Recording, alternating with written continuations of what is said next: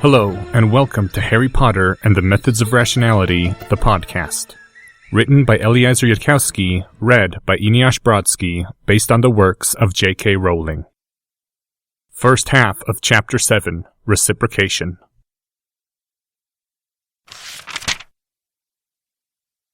Petunia Evans-Verris's lips were trembling, and her eyes were tearing up as Harry hugged her midsection on Platform 9 of the King's Cross station. Are you sure you don't want me to come with you, Harry? Harry glanced over to his father, Michael Verris Evans, who was looking stereotypically stern but proud, and then back to his mother, who really did look rather uncomposed. Mom, I know you don't like the wizarding world very much. You don't have to come with. I mean it. Petunia winced. Harry, you shouldn't worry about me. I'm your mother, and if you need someone with you... Mom, I'm going to be on my own at Hogwarts for months and months. If I can't manage a train platform alone, better to find out sooner rather than later so we can abort. He lowered his voice to a whisper. Besides, Mum, they all love me over there. If I have any problems, all I need to do is take off my sweatband. Harry tapped the exercise band covering his scar. And I'll have way more help than I can handle. Oh, Harry... She knelt down and hugged him hard, face to face, their cheeks resting against each other. Harry could feel her ragged breathing, and then he heard a muffled sob escape. Harry, I do love you. Always remember that. It's like she's afraid she'll never see me again. The thought popped into Harry's head. He knew the thought was true, but he didn't know why Mum was so afraid. So he made a guess. Mum, you know that I'm not going to turn into your sister just because I'm learning magic, right? I'll do any magic you ask for. If I can, I mean. Or if you want me not to use any magic around the house, I'll do that too. I promise I'll never let magic come between us. A tight hug cut off his words. You have a good heart. His mother whispered into his ear.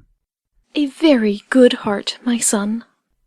Harry choked up himself a little, then... His mother released him and stood up. She took a handkerchief out of her handbag and with a trembling hand dabbed at the running makeup around her eyes. There were no questions about his father accompanying him to the magical side of King's Cross Station.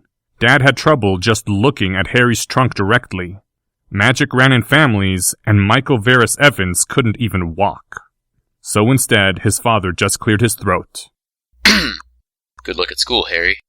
Do you think I bought you enough books? Harry had explained to his father about how he thought this might be his big chance to do something really revolutionary and important.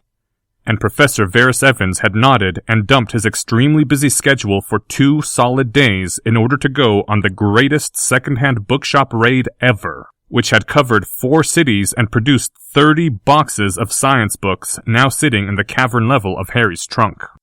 Most of the books had gone for £1 or $2, but some of them definitely hadn't. Like the very latest Handbook of Chemistry and Physics, or the complete 1972 set of the Encyclopedia Britannica.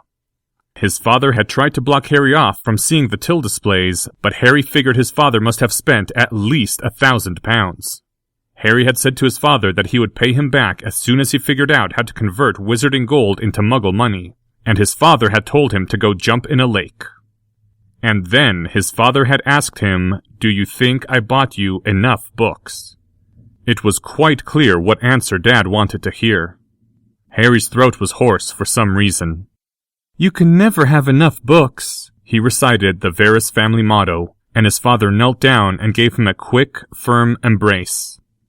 But you certainly tried, Harry said, and felt himself choking up again. It was a really, really, really good try. His dad straightened.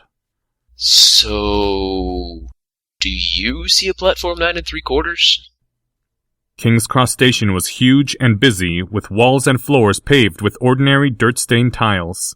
It was full of ordinary people hurrying about their ordinary business, having ordinary conversations which generated lots and lots of ordinary noise. King's Cross Station had a platform 9, which they were standing on, and a platform 10 right nearby, but there was nothing between platform 9 and platform 10 except a thin, unpromising barrier wall. A great skylight overhead let in plenty of light to illuminate the total lack whatsoever of any platform 9 3/4. Harry stared around until his eyes watered, thinking, "Come on, mage sight. Come on, mage sight." But absolutely nothing appeared to him. He thought about taking out his wand and waving it, but Professor McGonagall had warned him against using his wand. Plus, if there was another shower of multicolored sparks, that might lead to being arrested for setting off fireworks inside a train station. And that was assuming his wand didn't decide to do something else, like blowing up all of King's Cross. Harry had only lightly skimmed his schoolbooks, though that skim was quite bizarre enough, in a very quick effort to determine what sort of science books to buy over the next 48 hours. Well, he had, Harry glanced at his watch, 1 whole hour to figure it out, since he was supposed to be on the train at 11. Maybe this was the equivalent of an IQ test and the stupid kids couldn't become wizards, and the amount of extra time you gave yourself would determine your conscientiousness, which was the second most important factor in scholarly success. "I'll figure it out," Harry said to his waiting parents. "It's probably some sort of test thingy." His father frowned. Maybe look for a trail of mixed footprints on the ground, leading somewhere that doesn't seem to make sense. "Dad! Stop that! I haven't even tried to figure it out on my own." It was a very good suggestion, too, which was worse. "Sorry," his father apologized. Harry's mother said, I don't think they would do that to a student, do you? Are you sure Professor McGonagall didn't tell you anything?" "Maybe she was distracted," Harry said without thinking. "Harry!" hissed his father and mother in unison. "What did you do?" Harry swallowed. "Look, we don't have time for this now." "Harry?" "I mean it! We don't have time for this now! Because it's a really long story, and I've got to figure out how to get to school." His mother had a hand over her face. "How bad was it?" I can't talk about it for reasons of national security." "About half as bad as the incident with the science project?" "Harry!" Oh look, there's some people with an owl! I'll go ask them how to get in." And Harry ran away from his parents toward the family of fiery redheads, his trunk automatically slithering behind him. The plump woman looked at him as he arrived. "Hello, dear. First time at Hogwarts? Ron's new, too." And then she peered closely at him. "Harry Potter?" 4 boys and a red-headed girl and an owl all swung around and then froze in place. "Oh, come on!" Harry protested. He'd been planning to go as Harry Varys at least until he got to Hogwarts. "I bought a sweatband and everything! How come you know who I am?" "Yes?" Harry's father said, coming up behind him with long, easy strides. "How do you know who he is?" His voice indicated a certain dread. "Your picture was in the newspapers," said one of the 2 identical-looking twins. "Harry!" "Dad, it's not like that! It's 'cause I defeated the Dark Lord you-know-who when I was 1 year old." "What?" "Mum can explain." "What?" Michael, dear, there are certain things I thought it would be best not to bother you with until now." "Excuse me," Harry said to the red-headed family who were all staring at him. "But it would be quite extremely helpful if you could tell me how to get to platform 9 3/4 right now." "Ah," said the woman. She raised a hand and pointed at the wall between platforms. "Just walk straight at the barrier between platforms 9 and 10. Don't stop and don't be scared you'll crash into it. That's very important. Best do it at a bit of a run if you're nervous." "And whatever you do, don't think of an elephant." "George!" "Ignore him, Harry dear. There's no reason not to think of an elephant." "I'm Fred, Mum, not George." "Thanks!" Harry said and took off at a run toward the barrier. Wait a minute. It wouldn't work unless he believed in it? It was at times like this that Harry hated his mind for actually working fast enough to realize that this was a case where resonant doubt applied. That is, if he'd started out thinking that he would go through the barrier, he'd have been fine. Only now he was worried about whether he sufficiently believed he'd go through the barrier, which meant that he actually was worried about crashing into it. "Harry! Get back here, you have some explaining to do!" Harry shut his eyes and ignored everything he knew about justified credibility and just tried to believe really hard that he'd go through the barrier and... The sounds around him changed. Harry opened his eyes and stumbled to a halt, feeling vaguely dirtied by having made a deliberate effort to believe something. He was standing in a bright, open-air platform next to a single huge train. 14 long carriages headed up by a massive scarlet metal steam engine with a tall chimney that promised death to air quality. The platform was already lightly crowded, even though Harry was a full hour early. Dozens of children and their parents swarmed around benches, tables, and various hawkers and stalls. It went entirely without saying that there was no such place in King's Cross Station and no room to hide it.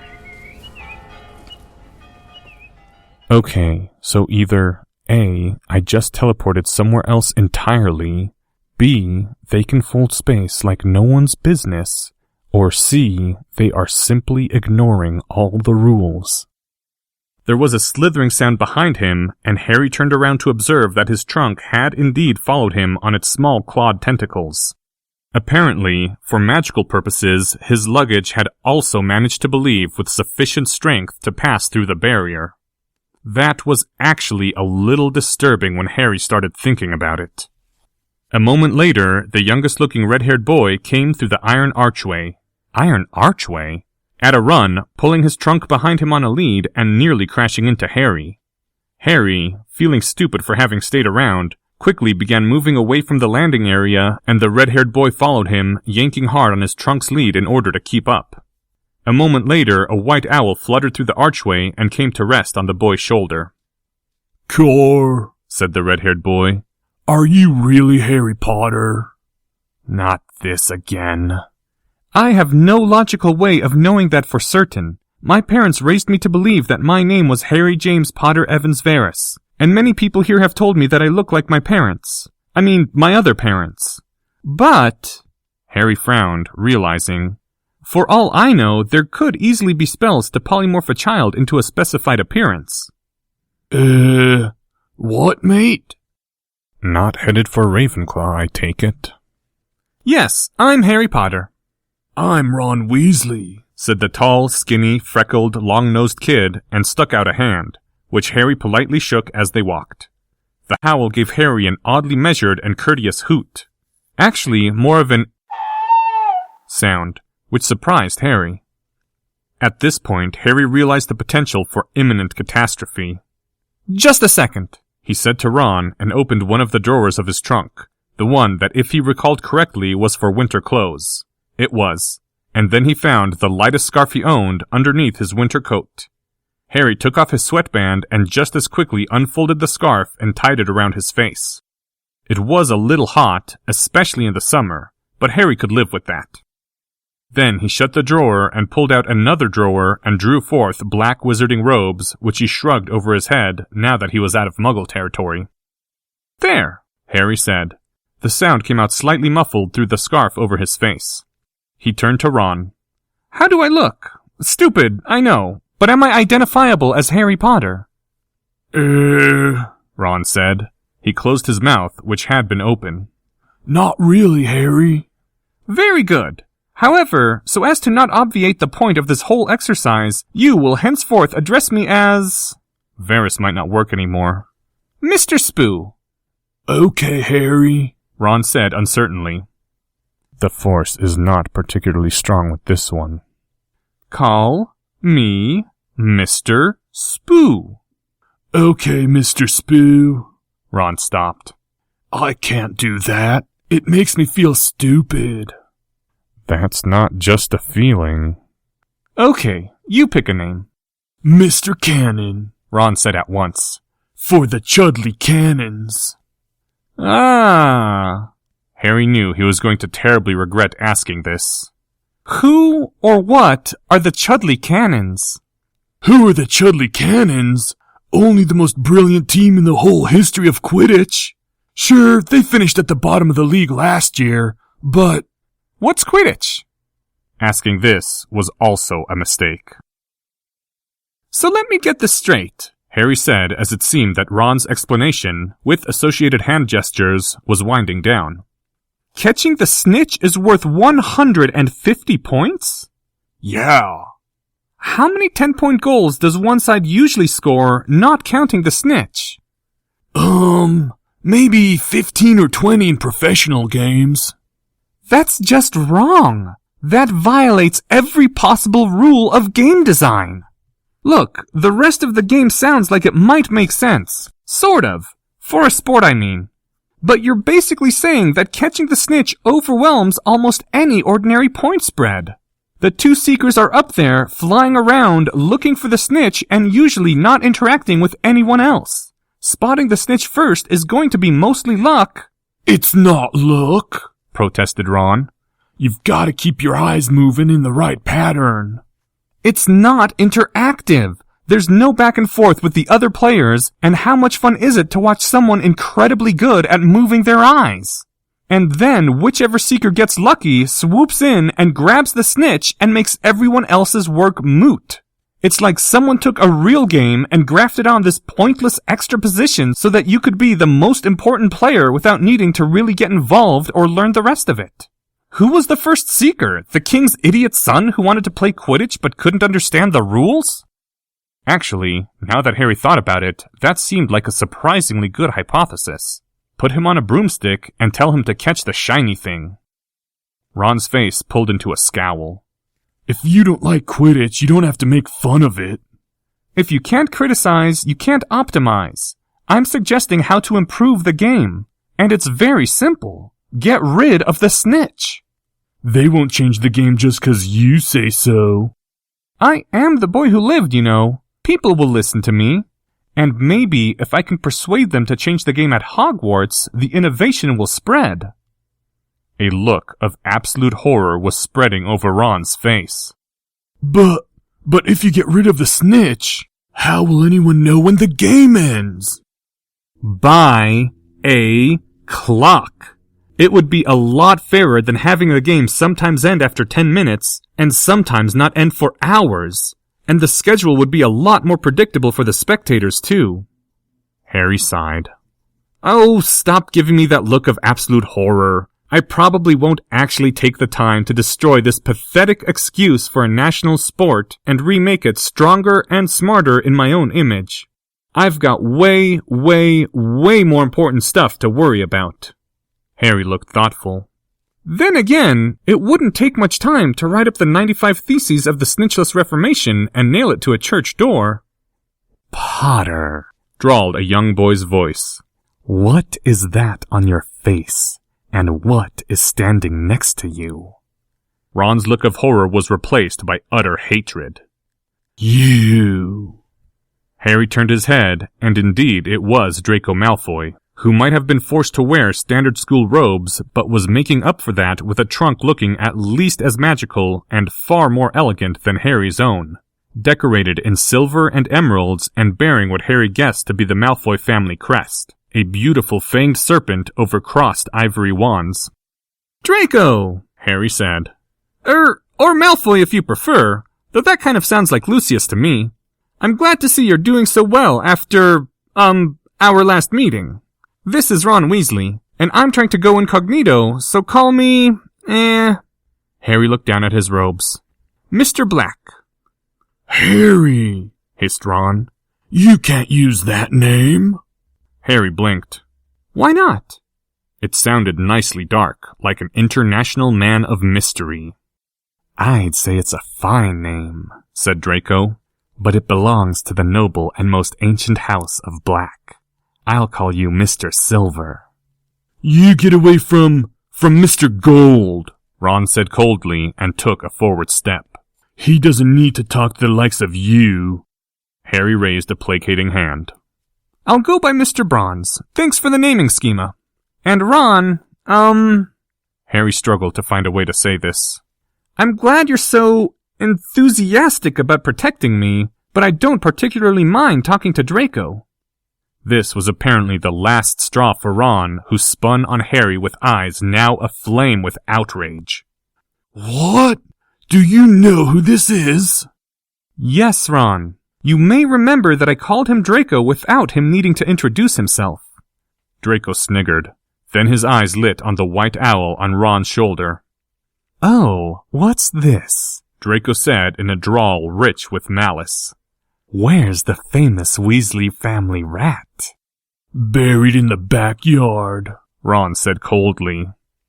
Ah, how sad. Mr. Bronze, I should mention that the Weasley family is widely agreed to have the best pet story ever.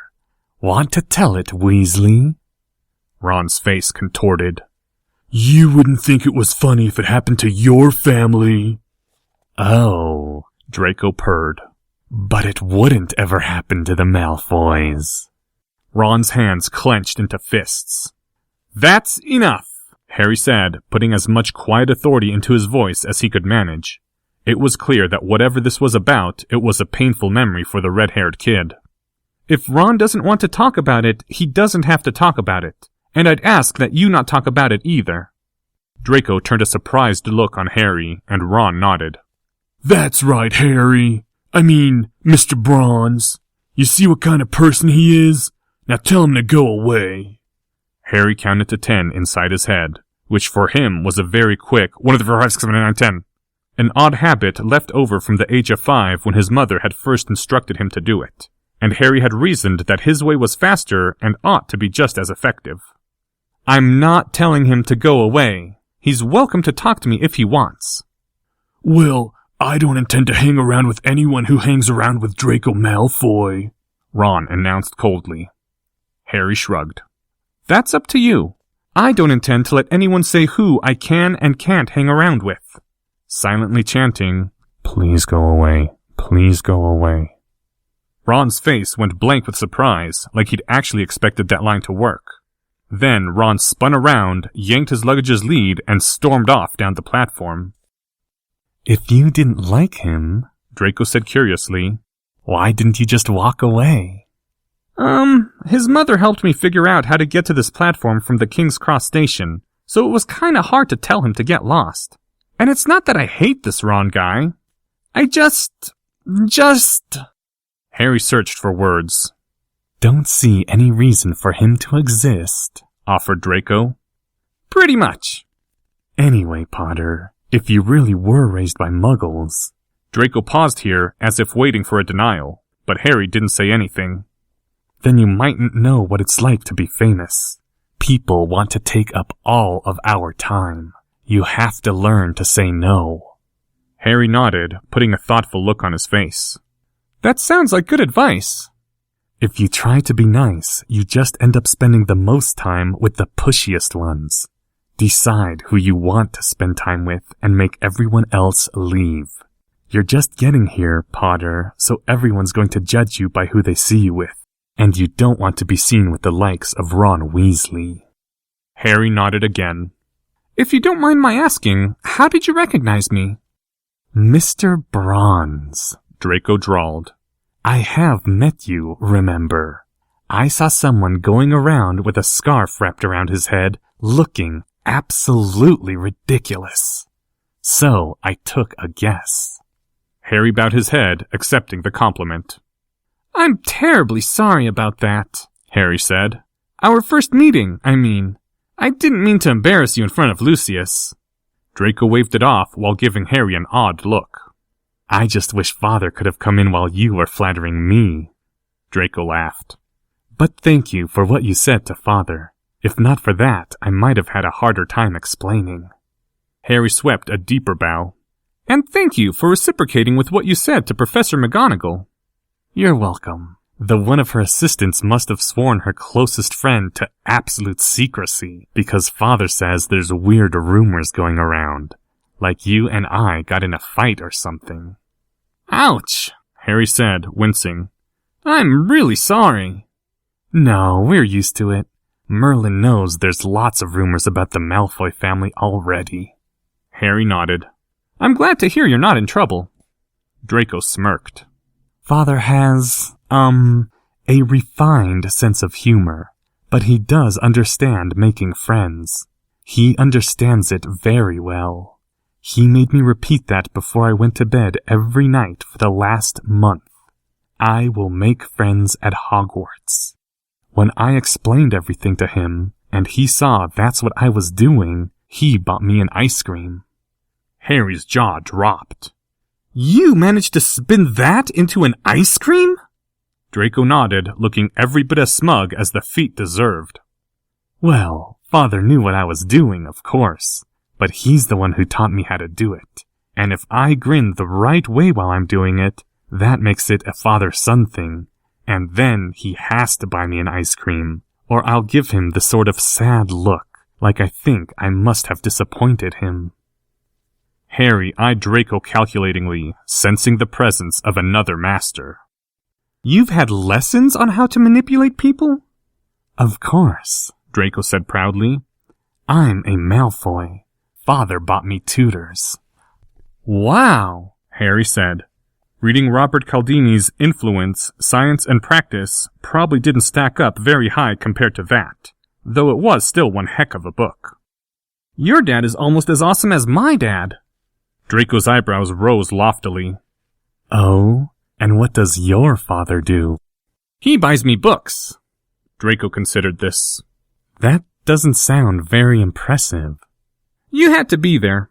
Anyway, I'm glad to hear all that. The way Lucius was looking at you, I thought he was going to crucify you. My father really loves me, Draco said firmly. He wouldn't ever do that. Harry said. He remembered the black-robed, white-haired figure of elegance that had stormed through Madame Malkin's, wielding that beautiful, deadly, silver-handled cane. It wasn't easy to visualize him as a doting father. Don't take this the wrong way, but how do you know that? Huh? It was clear that this was a question Draco did not commonly ask himself. I ask the fundamental question of rationality. Why do you believe what you believe? What do you think you know, and how do you think you know it? What makes you think Lucius wouldn't sacrifice you the same way he'd sacrifice anything else for power? Draco shot Harry another odd look. Just what do you know about Father?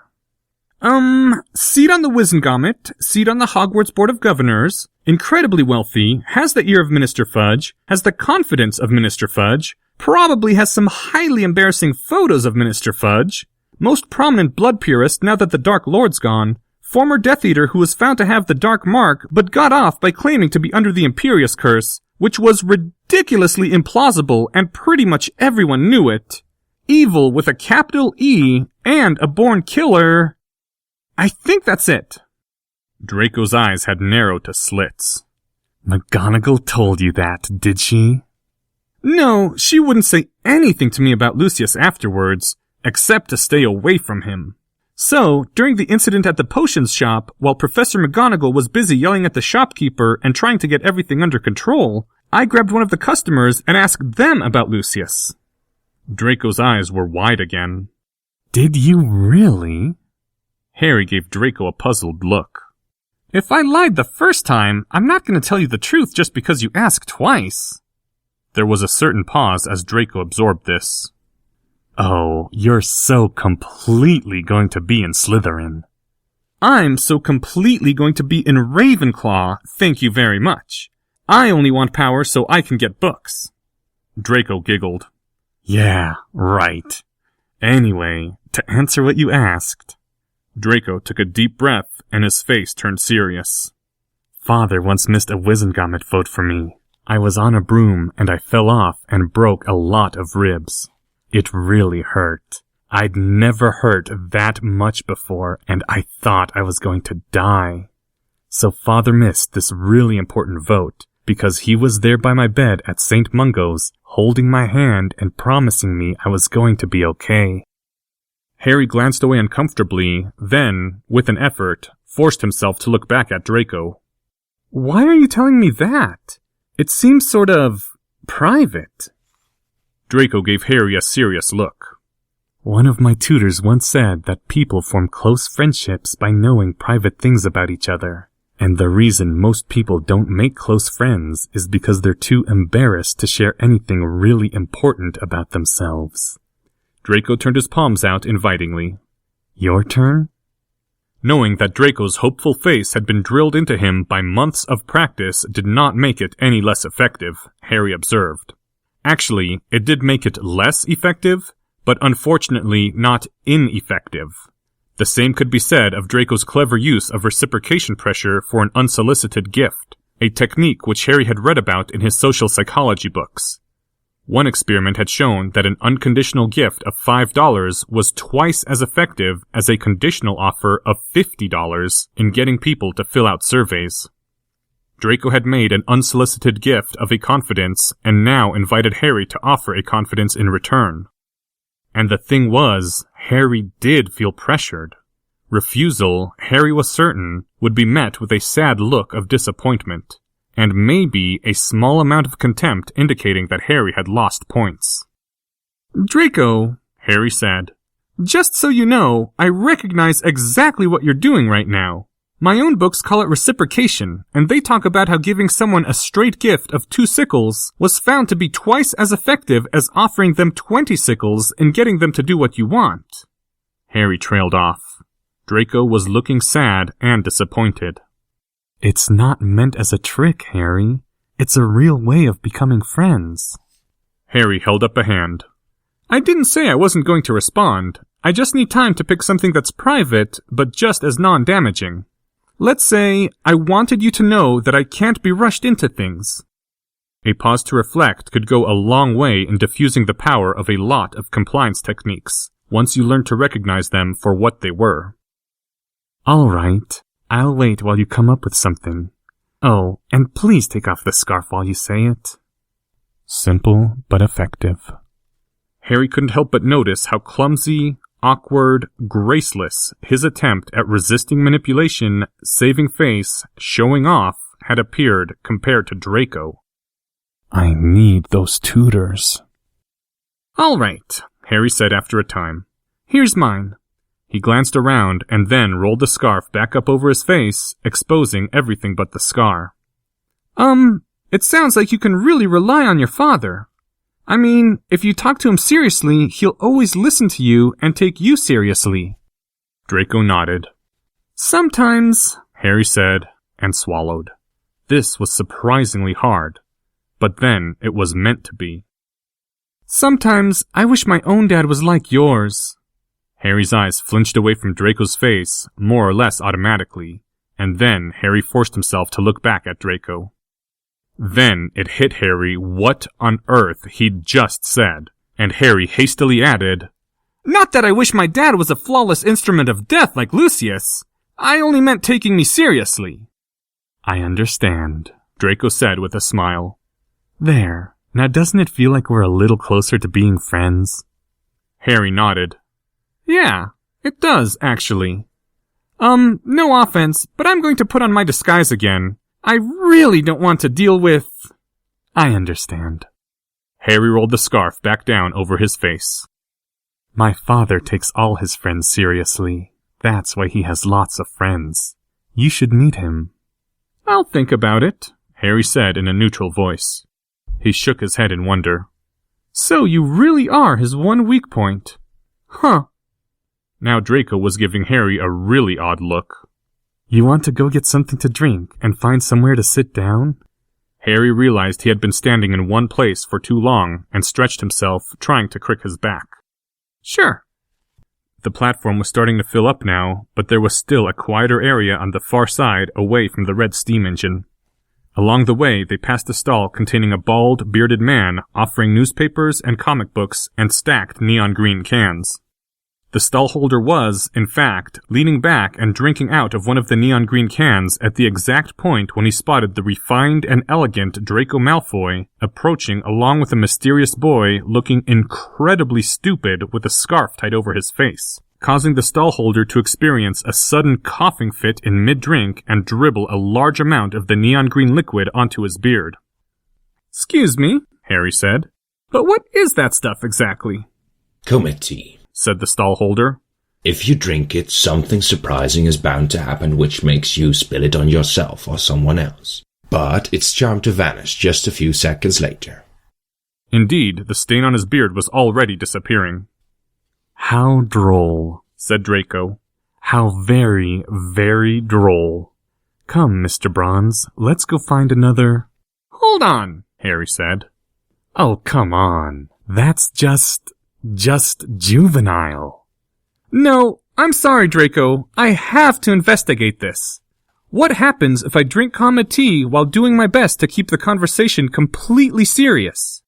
The stallholder smiled mysteriously. Who knows? A friend walks by in a frog costume. Something unexpected is bound to happen. No, I'm sorry. I just don't believe it. That violates my much abused suspension of disbelief on so many levels, I don't even have the language to describe it. There is just no way a bloody drink can manipulate reality to produce comedy setups, or I'm going to give up and retire to the Bahamas.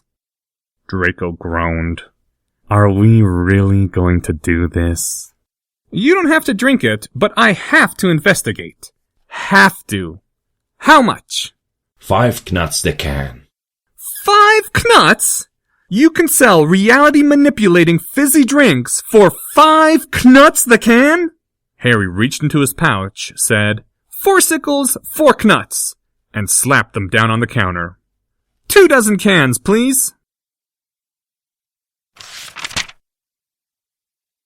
End first half of Chapter 7.